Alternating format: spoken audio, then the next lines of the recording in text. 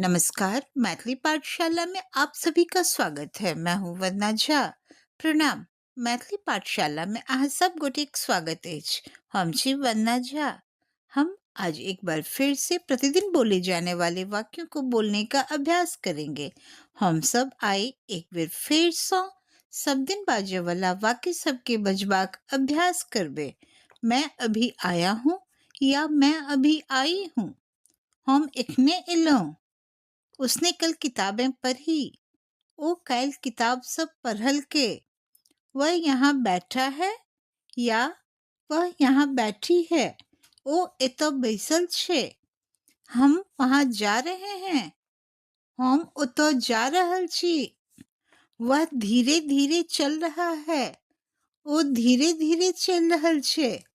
उसने जल्दी काम किया। वो जल्दी काज केलके।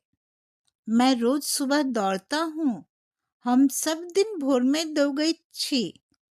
वह कभी किताब नहीं पढ़ता है। वो कहियो किताब नहीं पढ़ैत छे या वो कहियो पोथी नहीं पढ़ैत छे। मैथिली में किताब को पोथी भी बोलते हैं। वह बहुत खुश है।